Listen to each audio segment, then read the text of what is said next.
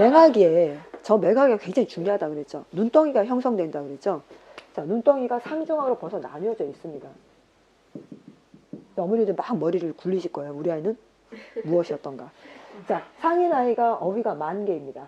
중인 아이가 9,000개, 하인 아이가 7,500개. 제가 마음대로 막 쓴 숫자는 아니고요. 예, 과학적으로 통계가 나온 숫자고 중국 아이들은 좀 더 많고 미국 아이들은 좀 더 낮아요. 예. 자, 상인 아이가 10,000이고 중인 아이가 9,000개면 1,000개 차이밖에 안 나잖아요. 꼴랑 1,000개. 근데 꼴랑이 아니고요. 책 한 권에서 우리 아이가 새로운 어휘를 습득할 수 있는 양은 3개에서 5개입니다. 그러면 1,000개 차이면 권수로는 어마어마한 거예요. 자, 권수로만 차이 나는 게 아니라 시간으로도 차이가 어마어마한 겁니다. 자, 그만큼 그러니까 이런 친구가 있어요. 남학생이었는데 축구 굉장히 잘하는데 그래서 유치원을 제가 물어봤더니 YMCA 예능 체육 유치원인가? 그래서 그 유치원에서 뭘 했니? 아침부터 월요일은 축구, 화요일은 농구, 수요일은 수영. 그래서 그랬구나. 예. 그러면 이거는 차이가 날 수밖에 없어요. 그 아이한테도 주어진 시간이 24시간, 다른 아이한테도 주어진 시간 24시간. 근데 오전 내내 그죠? 운동을 했어요. 그러면 그 친구는 당연히 신체 발달은 굉장히 빠르고 뛰어나죠. 그쪽 방향으로는. 그럼 어휘 쪽은 당연히 많지 않을 수밖에 없어요. 왜요? 운동하면서 쓸 수 있는 어휘는 한정되어 있거든요. 그죠? 책을 이렇게 그림책을 많이 읽고 그러면 엄마라도 좀 약간 수다를 떨면서 막 말을 많이 하시면 좋은데 어머니도 과묵하셔요. 아버지는 바쁘셔요. 네, 이렇게 돼버리면 어휘 발달이 상당히 이게 폭이 확 좁아져 버립니다. 자, 그래서 초등학교 1학년을 다 같이 학교 생활 하잖아요. 얘는요 플러스 3,000개를 매년 올립니다. 얘는 플러스 2,000개. 얘는 1,000개가 안 되지만 그냥 1,000개가 된다고 할게요. 그러면 초등학교 1학년 때 13,000, 얘는 16,000이 되겠죠. 1학년 때. 자, 얘는 13,000이 되겠죠. 얘는 9,500. 그죠? 자, 보세요. 중인 아이가 초등학교 2학년이 끝나는 시점에 상인 아이의 초등학교 1학년 수준이 됩니다. 그죠? 하인 친구는요. 하인 친구는 아예 유치원 수준이 되는 거죠. 중에 유치원 수준. 자, 똑같이 또 3,000개씩 늘어납니다. 그럼 초등학교 4학년 때 얘가 얼마가 돼요? 19,000, 22,000개가 됩니다.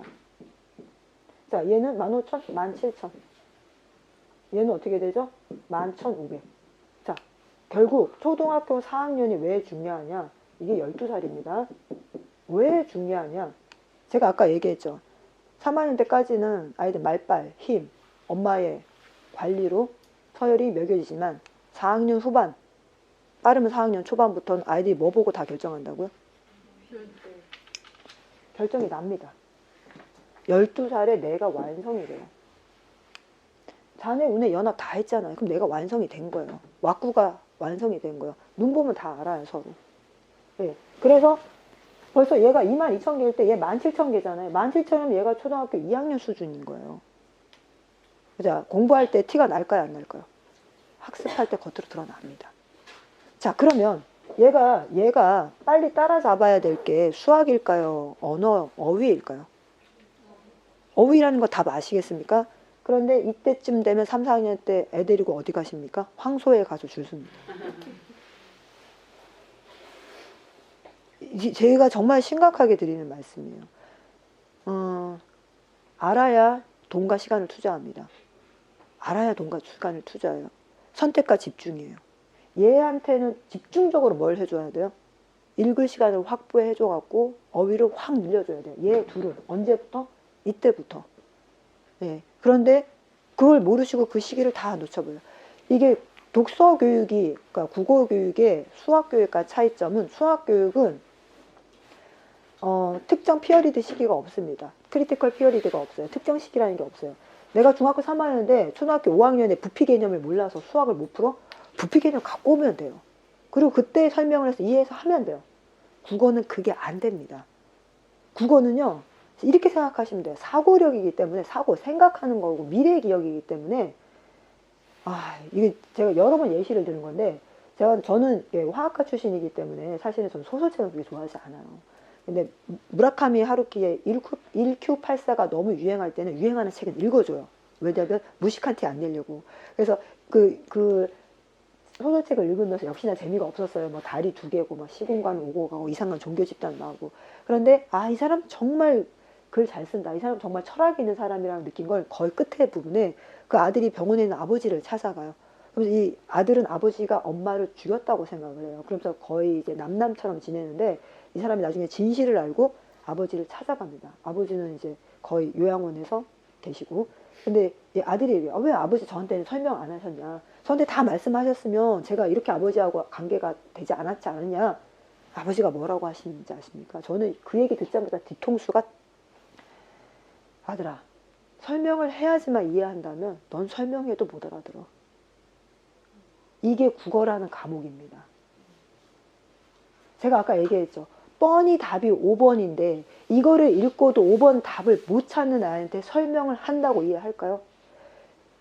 생각해보면 본인이 알 수 있는 일을 모른다. 생각할 힘이 없는 거예요. 설명을 해야지만 이해한다면 설명을 해도 못 알아들어요. 반대로 얘기해서 본인이 이해해서 할 수 있는 일이면 설명이 굳이 필요가 없습니다. 이게 국어라는 과목이에요. 이게 논술이라는 과목이고 이게 독서라는 과목이고 이게 우리 아이의 미래의 기억입니다. 우리 아이가 가지고 있는 기억이 그 수준밖에 안 되는 거예요. 그래서 독서는 크리티컬 피어리드가 있습니다. 예를 들면 도덕성은 9살이면 끝나요. 저는 그거 굉장히 중요하게 생각합니다. 9살. 초등학교 2학년. 그래서 초등학교 2학년 아이들은 적서, 적시, 적자에서 좋은 책의 개념이 얘한테 맞춰줘야 돼요. 우리 한때 하브루타, 탈무드 막 유행하면서 아이들한테 개미와 배짱이 얘기를 패러디한 걸 막 얘기해 줍니다. 아, 그러면 배짱이도 나중에 가수가 돼서 돈 많이 벌었게 5층 집 지었대. 강남에 집 샀대. 자, 이거 3학년 아이들한테 해주면 될까요? 안 될까요? 그 살인입니다. 아이 도덕성을 살인시키는 거예요. 얘네한테는 무조건 선악이 확실한 책 읽혀주셔야 되고 그 선악에 반발 주시면 안 돼요. 얘네한테 적서, 적시, 적자 좋은 책은 정말 선악. 그래서 전래동화가 좋은 겁니다. 전래동화는 칼 같아요. 선악이. 알짤없습니다. 나쁜 놈은 무조건 죽어요. 네. 전래동화 이렇게 되고 생활동화도 저는 생활동화 굉장히 조심해서 봅니다. 왜냐하면 제가 생활동화 선택할 때 정말 신경 쓰는 게 이 작가들이 이 개념이 없으니까 작가들이 2가지를 실수해요. 첫 번째, 우리 아이들은 한 작품 속에서 최소한 주인공 이름이 7번에서 10번은 나와야지 그 주인공 이름을 기억해요. 그런데 요즘 작가들이 1인칭 주인공 시점으로 쓴다고 애 이름을 안 얘기하네? 그 엄마가 한번 불러주는 정도? 친구가 한번 불러주는 정도? 그럼 엄마가 물어봅니다. 이 책 주인공 이름이 뭐야? 이건 참 많이 물어보세요. 아이가 대답을 못하면 너는 책을 읽어야 내가 주인공 이름도 몰라. 애는 억울하죠. 작가가 그런 실수하고. 두 번째, 작가가 너무 어른스럽게 작품을 써요. 초등학교 1, 2학년 대상의 작품인데도 회색적인 도덕을 씁니다. 그런 책은 분량이 작아도 뭐요? 분량이 작아도 어떻게 하셔야 돼요? 1, 2학년 읽는 책이?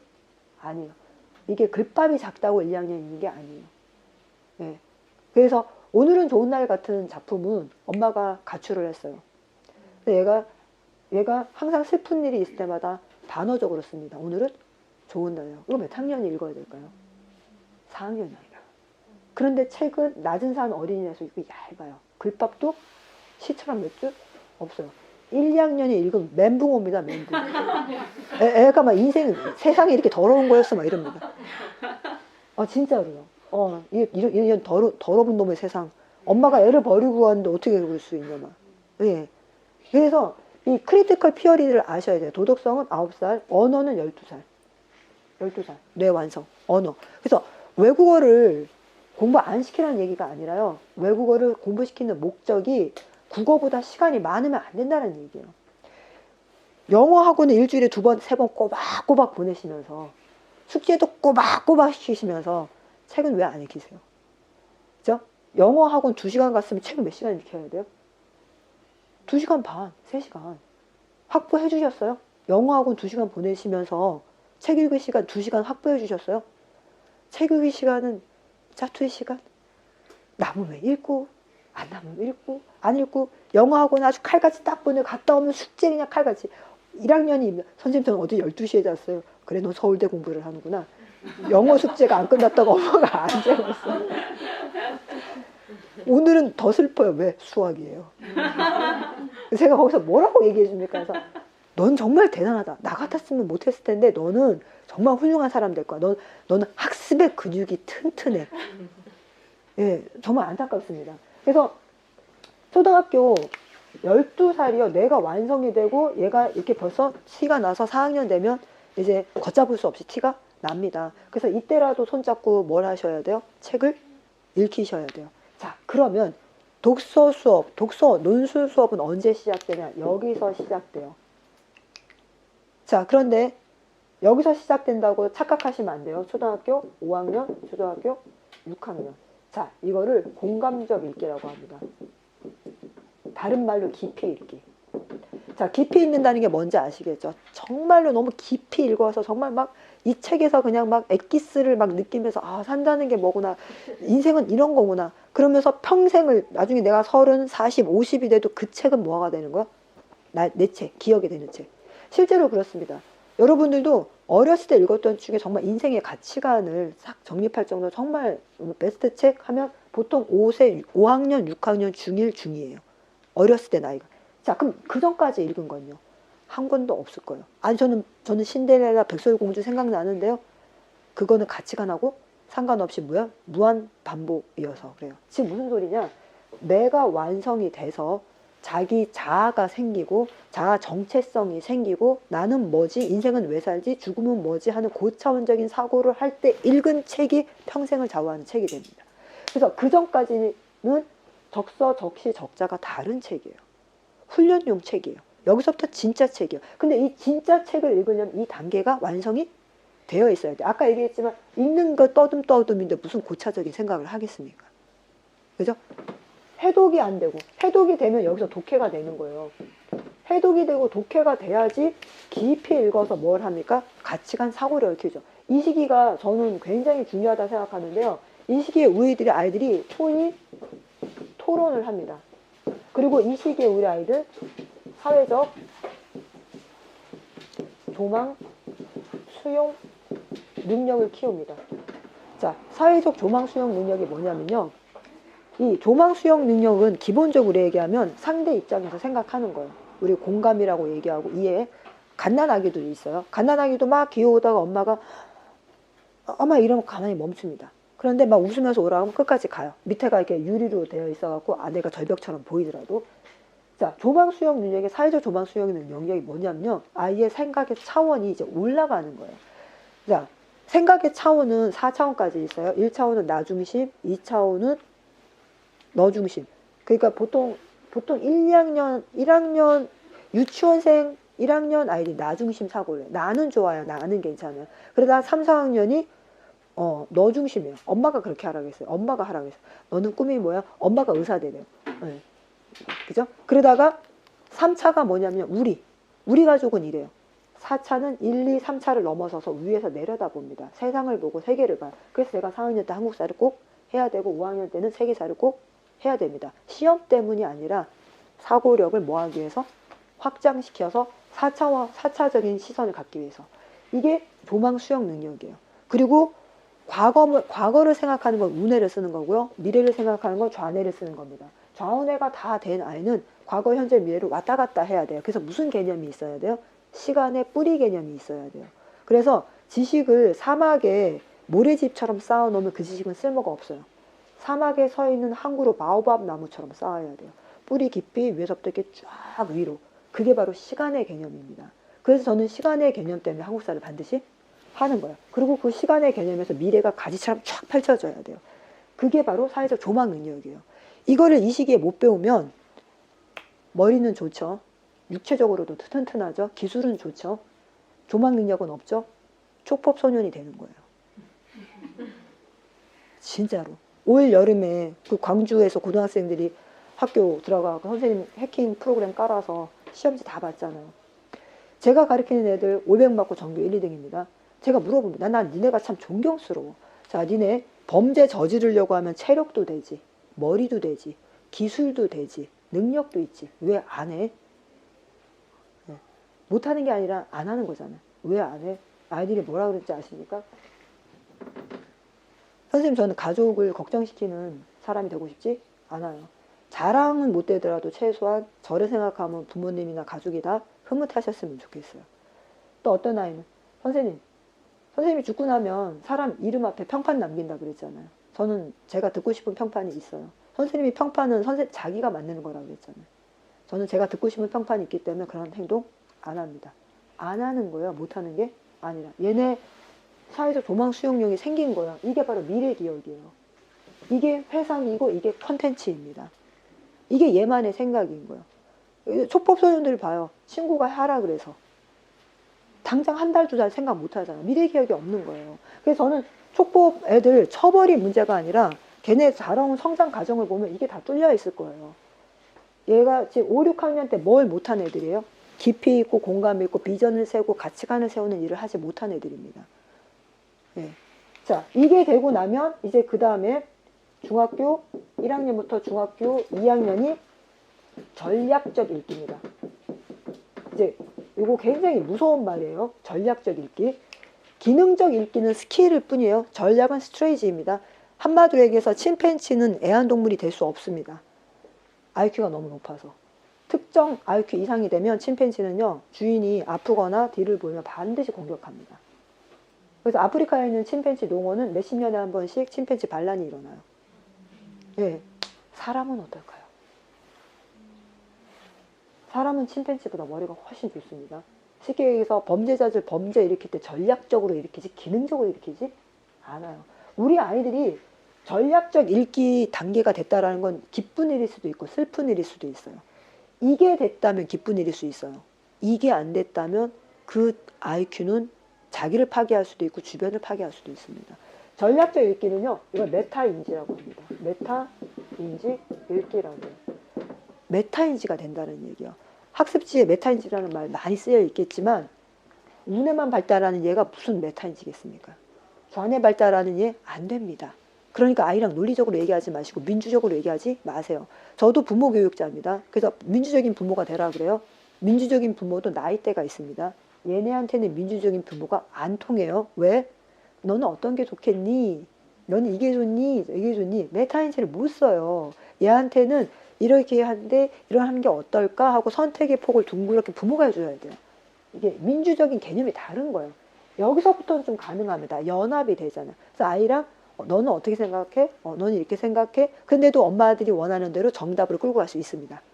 그렇잖아요. 다 정답 정해놓고 아이한테는 기회를 주는 척하면서 끌고 가잖아요. 이게 가능해요. 이때는 될까요? 택도 없습니다. 아이가 속아줍니다. 자, 왜 그런지 아세요? 내가 완성이 되죠. 요거 완성이 되면 뭐가 나오죠? 호르몬이 나옵니다. 이걸 한마디로 초기 사춘기라 그래요. 그래서 우리 아이가요, 겉모습도 어린아이고 행동도 어린아이지만 머릿속은 어때요? 사춘기예요. 네, 엄마 그렇게 할게요. 핸드폰에 인연이 오늘 또 짜증나게 만드네. 농담 아니에요. 아이들끼리 막 누구 욕합니다. 누구 욕하고 있을까요? 예. 그래서 엄마가 무슨 학원 새로 미친 거 아니에요? 그래서 기존에 하던 것도 안 하지만 새로 뭔가를 시작시킨다? 거의 불가능에 가까운 일을 하시려고 하는 거예요. 예. 요게 호르몬이 나와요. 전략적 읽기는 초기 사춘기는 그래도 가면이라도 써줘요. 중학교 1, 2학년 때 가면 안 씁니다. 같이 늙어가는 처지에 왜 이러십니까? 왜 이러세요? 그만하시죠. 나가주세요. 이럽니다. 요즘 아이들은요, 하도 학교에서 철저하게 교육을 받아서 엄마가 정서적으로 학대하면 신고합니다. 네, 바로 전화해요. 나가주세요. 안 나가세요? 경찰에 신고합니다. 네, 이 전략적인 새끼들이에요. 진짜로. 진짜 무서운 애들이에요. 이 중1에서 중2예요. 그래서 얘가 그래서 이 시기가 저는 그래서 중요한 거예요. 얘가 올바른 가치관과 삶에 대한 인식, 부모와 자기와의 어떤 그 자연스러운 분리됨, 그리고 한 사람의 인간으로서 내가 어떻게 살아야 되는지 이게 안 되면 얘 전략적으로 정말 교무실 들어가서 해킹하는 거예요. 응? 자, 메타인지가 된다는 건요, 일단 첫 번째 자각몽을 끕니다. 자각몽이 뭐냐면 꿈속에서 이거 꿈이 내 꿈인 거 알고 꾸는 거. 제가 학교에 강의 가서 초등학교 5학년, 6학년 아이들 가르칠 때 5학년 애들한테는 안 물어보고 6학년 애들한테는 자각몽. 자, 여러분 중에서 꿈에서 자기가 꿈꾸는 걸 알면서 꿈꾸시는 분 손 들어 보십시오. 그러면 한 반에 한 명 내지 많으면 5명이 손을 들어요. 자, 이 말은 내 발달은 다 서로 다르고 벌써 6학년 때 자각몽을 껐다는 건 메타인지를 쓰는 거고 전략적으로 얘는 생각을 하고 한마디로 엄마한테 가면을 쓰지 않는다는 뜻입니다. 그러면 학습의 방법이 달라져요. 메타인지를 쓸 수 있는 아이와 쓸 수 없는 아이는 학습의 방법이 달라집니다. 메타인지를 쓸 수 있는 아이는 스스로 모니터링하고 컨트롤하고 드릴링을 하기 때문에 자기 조절이 가능해요. 메타인지가 뭐냐? 조절이에요. 화가 나지만 뭐합니까? 딱 조절을 해서 다른 방법으로 복수를 합니다. 무슨 말인지 알겠어? 스킬 쓰는 애들은 그거 못 써요. 화나면 바로 화내요. 걔는 순수한 거예요. 그래서 화낼 때 바로 화내는 애 보면 저는 겁이 나는 게 아니라 순수한 녀석 같은 애라고. 근데 화낼 때 씨 웃고 네 하고 그 다음에 엉뚱한 짓 하는 애들이 전략적인 애들이에요. 그런 애들은 그 머리 위보다 내가 더 위에 올라가 있어야 됩니다. 그래서 자각몽을 꾸면 모니터링하고 컨트롤하고 드릴링이에요. 그래서 메타인지 잠깐 말씀드리면 많이 들으셔서 안다고 착각하시겠지만 메타인지는 인지 위에 인지, 내가 뭘 아는지 아는 인지예요. 그러니까 자기 머릿속에 들려주는 소리도 있지만 자기 머릿속에 자기를 컨트롤하는 어떤 메인 장치가 있어요. 그래서 모니터링은 말 그대로 모니터 보는 거예요. 이게 무슨 뜻이냐? 어떤 상황에서 학습에서 내가 아는지 모르는지 빨리 아는 거예요. 그래서 아는 것과 모르는 것 빨리 구분합니다. 컨트롤은 모르는 걸 그러면 이제 내가 어떻게 알 것이냐? 주의 집중할 것이냐? 선택할 것이냐? 빨리 뭐 하니까 방법을 찾아냅니다. 드릴링은 가는 거예요. 반복합니다. 반복하고 셀프 퀘션하고 셀프 테스트해요. 즉 500개의 영어 단어를 외우라고 딱 했을 때 메타인지가 되는 애는 받자마자 딱 덮고 테스트부터 합니다. 셀프 테스트. 그리고 그 중에서 아는 건 싹 다 빼버립니다. 그리고 남은 것들 딱 그 다음에 뭐 하냐? 먹는 거, 입는 거, 타는 거, 옷, 역사와 관련된 거, 문학과 관련된 거 다 쪼개버립니다. 쪼개서 확확 묶어요. 그리고 자기가 먹는 게 관심이 있어 먹는 것부터 스타트합니다. 자, 이게 전략이에요. 공부 방법이 다르죠? 그러면 메타인지 못 쓰는 애는 똥은 똥, 된장은 된장 풀어보고 또 어머니들이 참 어리석은 게 답지를 왜 빼세요? 답지를. 진짜. 메타인지 못 쓰는 애들은 답지를 본인이 봐야 돼요. 본인이 보고 이렇게 해설을 읽고도 이해가 안 가면 그때 엄마랑 얘기하고 선생님이랑 얘기해야 되는 거예요. 그리고 메타인지 안 되는 애들은 인지가 먼저일까요? 감정이 먼저일까요? 오케이. 엄마가 답지 뺏었다. 빈정 상한 거예요. 그 과목은 끝난 거예요. 엄마가 답지 뺏은 게 뭘 의미해요? 너 따위는 못 믿어. 너는 문제도 읽지도 않고 답만 베꼈을 놈이야. 너는 그런 놈이야. 얘 감정 상한, 빈정상에서 끝. 겉으로만 하는 척. 머릿속은 뭐예요? 빈정상. 난 이 과목은 끝난 거야. 아시겠어요? 학습 방법이 다르다는 거 아시겠어요? 저는 아이가 이렇게 못 읽고 왔으면 괜찮아. 못 읽고 왔다고 사실대로 얘기해 주는 것도 굉장히 용감한 거야. 감정을 터치해 줍니다. 메타인지가 되잖아. 못 읽었어? 이유가 뭐야? 너 지금 나랑 한번 해보자는 거야? 전략적으로 달라집니다. 우리 게임 해볼까? 그래서 이렇게 얘기합니다. 그래서 저는 아이들한테 메타인지가 되는 아이들한테 분명히 얘기합니다. 너 스승이 뭔지 알아? 네가 밟고 올라가야 되는 존재가 스승이야. 너 나 밟고 올라가.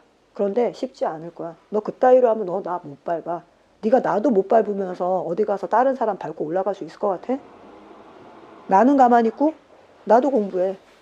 스승은 왜 있는지 알아? 네가 밟고 올라가라고 있는 게 스승이야. 그리고 선생님보다 더 대단한 사람 찾아가. 그리고 그 사람도 또 밟아버려. 그리고 네가 탑이 돼. 그리고 언젠가 네 밑에 애가 너 밟으러 올 거야. 그때 깔끔하게 밟혀. 스승이 뭔지 알겠어? 전 메타인지 하는 애한테 이렇게 얘기합니다. 근데 메타인지 안 되는 애한테 이런 얘기합니다. 애가 슬퍼서요. 그래서 메타인지는 중학교 1학년에서 중학교 2학년 자각몽 쓰는 애들 이제 전략적으로 공부하고 합니다. 그래서 자기 조절이에요. 공부의 필요성을 모르면 조절 안 합니다. 자, 그리고 중3에서 고1까지를 비판적 읽기라고 그래요. 비판적 읽기. 이제 여기까지 왔으면 거의 마무리된 거예요. 비판적 읽기는요, 타당성, 신뢰성, 적합성, 합리성을 따져서 책을 읽습니다. 즉, 여기서 풀려납니다. 이제 적시, 적자, 적서, 좋은 책 필요 없어요. 왜? 얘가 읽으면서 본인이 잘 선택하고 안 좋은 책도 안 좋다는 거 알고 있고 필요 없으면 안 읽어버립니다. 근데 안 좋은 책도 끝까지 읽어야 되면 이유가 있어서 읽는 거예요. 그리고 그 책에 의해서 내 표가 반영되지 않습니다. 아까 제가 좋은 책 읽어야 되는 이유가 뇌파 파장 때문이라고 그랬잖아요. 회로가 두껍게 형성됐기 때문에 이때 얘가 풀려나 필요 없, 상관없어요. 그냥 얘가 야동을 읽든 뭘 읽든 그냥 읽으면 필요해서 읽는 거예요. 그리고 거기서 애가 흔들리지 않아. 특히 이 시기에 우리 때 야한 거, 어쨌든 야한 걸 읽으면 그 이렇게 회로가 이렇게 형성되잖아요. 얘는 그러지 않아요. 그래서 얘는 그냥 풀려난 겁니다. 그리고 난 다음에 고2부터 고3이 종합적 읽기. 이게 끝입니다. 종합적 읽기. 자, 종합적 읽기. 아까 제가 81년도에 통합교육 시작했다고 얘기했죠. 그게 종합적 읽기예요. 이게 수능 문제고 이게 논술 문제고 종합적 읽기까지 가면 얘는 뭐 어떤 거든 다 있습니다. 자, 그럼 이제 슬픈 이야기 하나를 더 할 거예요. 얘 22,000개죠. 25,000, 28,000. 6학년 때 어휘수가 어떻게 됐죠? 28,000. 중학교 1학년 때 31,000이죠. 어느 나라 모국어든 어휘가 28,000개에서 30,000을 넘으면 졸업입니다. 졸업이라는 게 뭐냐? 얘는 자기의 사고력으로 뭐 할 수 있어요? 모르는 걸 이해할 수 있고 모르는 걸 찾는 방법도 찾아낼 수 있고 그리고 이렇게 만들어낼 수 있습니다. 성인도 마찬가지예요. 논문도 읽을 수 있고 할 수 있어요. 그러니까 이 친구가 뭐예요? 고등학교 올라가서 나는 국어 공부 1도 안 했는데 1등급이네 하는 친구들이에요. 공부가 제일 쉬웠어요. 교과서만 팠어요 하는 친구들이에요. 네. 그리고 고등학교 때는 거의 수학만 몰빵을 하겠죠. 그 다음에 이 친구 17,000, 19,000, 21,000. 자, 이 친구가 28,000이 되려면요 고2나 고3입니다. 자, 그럼 대한민국 교육이 누구한테 맞춰졌는지 아시겠죠? 바로 중간 아이들입니다. 이 중간 아이들은 여기에서 이제 수학 몰빵하기 시작하면 국어 뚝뚝 떨어지기 시작하죠. 그래서 1등급과 3등급, 국어는 2등급이 없어요. 잘하거나 깽판 치거나. 네, 그래서 1등급과 3등급은 시소를 탑니다. 그럼 내가 피가 말라 합니다. 마지막 순간까지 그걸 놓지 못하면서 수학을 한쪽 발로 풀고 있습니다. 이거를 해야 되는 단계가 이 중간 아이들이에요. 자, 그럼 요 친구는요. 이 친구 같은 경우 그래도 모국어가 28,000에서 30,000이어야지 졸업이잖아요. 최소한 대한민국에서 교육을 하려면 모국어가 2만은 돼야 돼요. 이 친구는 초등 고학년 때 사회를 포기하고 그 다음에 중학교 한 1학년 때쯤 국어를 포기할 거고 그 다음 중학교 2학년 때쯤 수학을 포기할 거예요. 근데 많은 사람들이 수포자라는 말은 알아도 사포자, 구포자는 모르는 게 수포자가 슬픈 이유는 수학을 포기했다는 건 그 전에 뭐부터 포기했다는 얘기예요? 국어, 그 전에 사회과 과목을 포기했다는 얘기예요. 그래서 수포, 우리 아이가 수학을 포기했다는 건 수학을 못한다는 뜻이 아닙니다. 사고할 힘이 없어서 그 전에 국어로부터 포기를 했다는 거예요. 그럼 이 친구들의 특징은 수업 시간에 정말 이 친구들도 성장의 욕구, 자유의 욕구, 관계의 욕구가 기본적으로 있기 때문에 열심히 하고 싶어요. 안 들려서 못해요. 졸음이 와서 그냥 잡니다. 얘들도 마음은 잘하고 싶어요. 진짜 누가 알약이라도 줘갖고 막 수학 문제 잘 풀고 싶고 그래서 진짜 범죄라도 저지르고 싶어요. 근데 안 돼요. 이해가 안 돼요. 설명을 해도 설명을 이해하지 못합니다. 네, 그 단계가 돼요. 그래서 고등학교 올라가면 잠자는 친구들 안타까워요. 재수를 4년 해도 안 될 거예요. 네, 재수 4년 해도 결국 포기하게 될 거예요. 아니면은 그러니까 이게 현실이에요. 네, 그러면 요 현실에서 이제 슬픈 거 하나만 더 아시면 돼요. 슬픈 걸 뭘 아시면 되냐면요. 여기 호르몬이 나오면서 속이 사춘기가 됐다 그랬잖아요. 이렇게 되잖아요. 자, 이 시기가 전략적 읽기가 별이 들어오는 시기인데 왜 별이 들어오는 시기냐면요. 요 시기까지 머릿속에 넣어놓은 일화기억과 의미기억이 일화기억은 80%가 의미기억은 60%가 수면 아래로 내려가 버려요.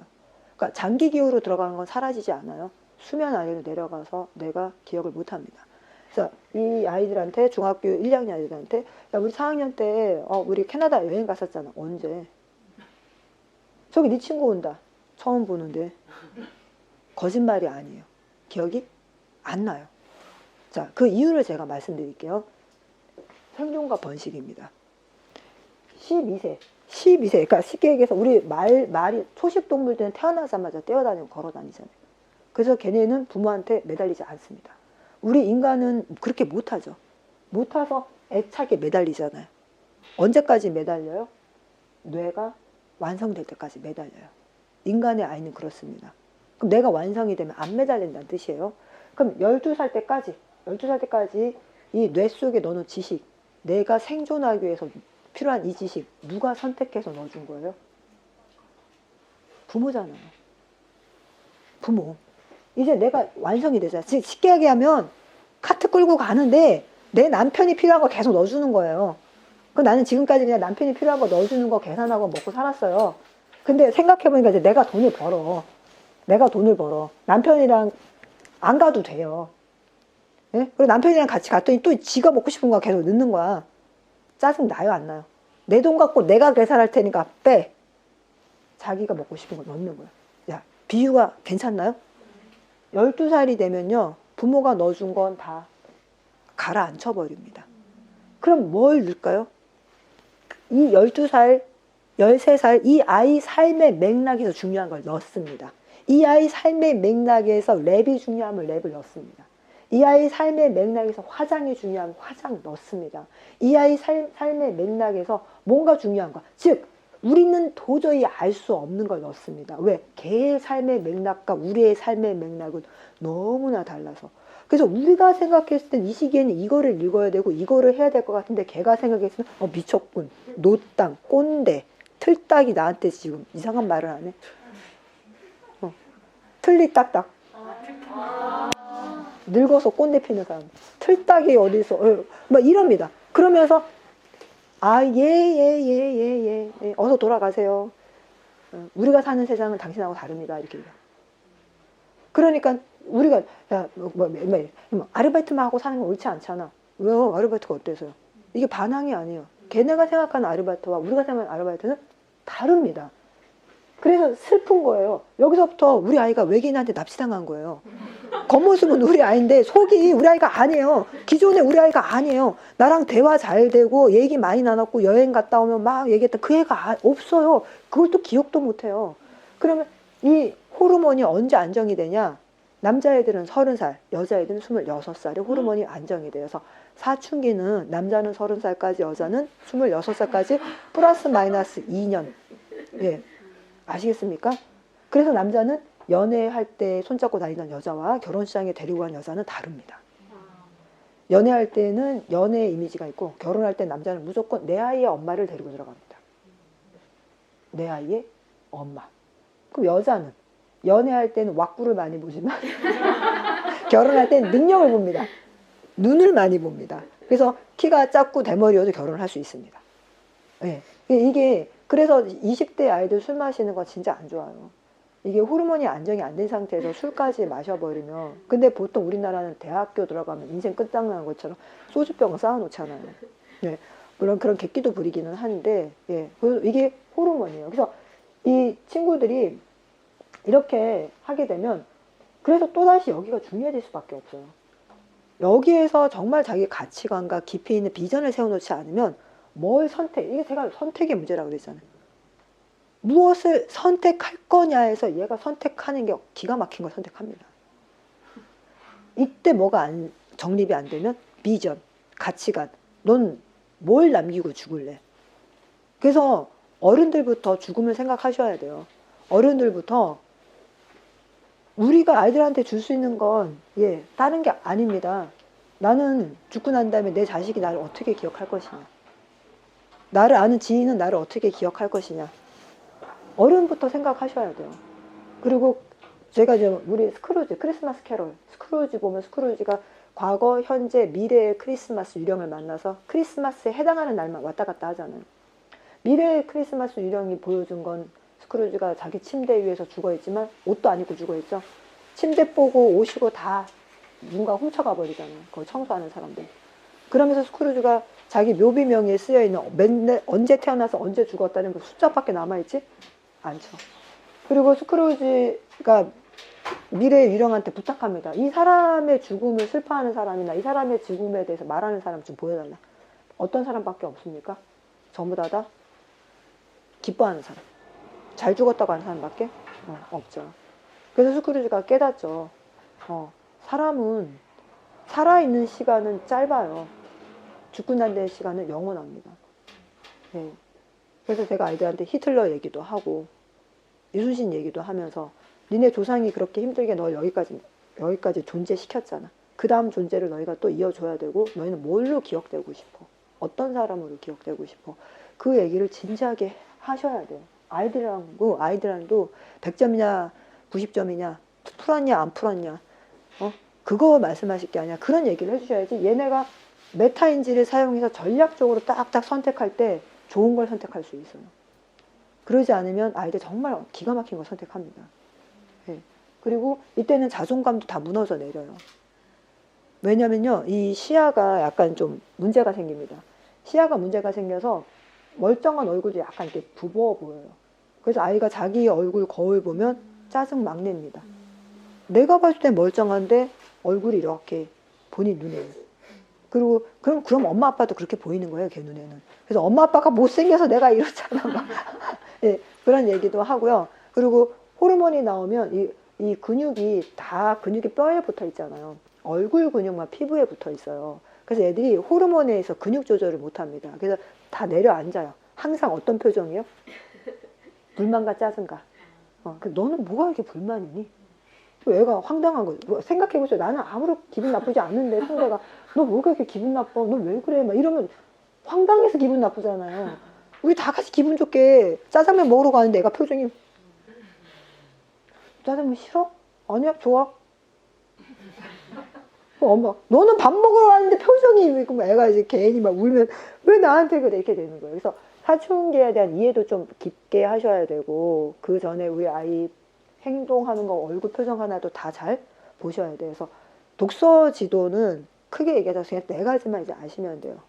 읽는다는 게 뭔지, 청각을 이용해서 브로카 벼르기 경력을 써야 된다는 거. 두 번째, 책이 뭔지, 책이 뭐냐, 좋은 책이 뭐냐, 학년에 따라서 다르고 도구에 따라서 다르고 아이 발달에 따라서 다르다는 거. 마지막 세 번째, 독서는 다 하셔야 돼요. 이 종합적 독서 다음이 독립적 독서예요. 우리 자기 개발을 위해서 뭐 직업적 뭔가를 위해서 학문을 위해서 한마디 취미 교양을 위해서 우리가 해야 돼요. 우리도 독서 안 하시면서 이 단계의 아이들한테만 하라고 할 수는 없어요. 그래서 세 가지 아셔야 될 건 어느 단계나 책은 읽어야 돼요. 근데 읽는 방법과 목적이 다르다는 거예요. 진짜로 전략적으로 읽기 위해서는 이 단계들이 채워져서 완전히 여기서 전략적으로 확 땡겨야 돼요. 그래서 여기를 향해서 얘네가 다 모이는 겁니다. 그래서 이 전략적인 게 되면 비판적, 종합적, 그리고 이제 독립적 평생 독서로 향해 갈 수 있어요.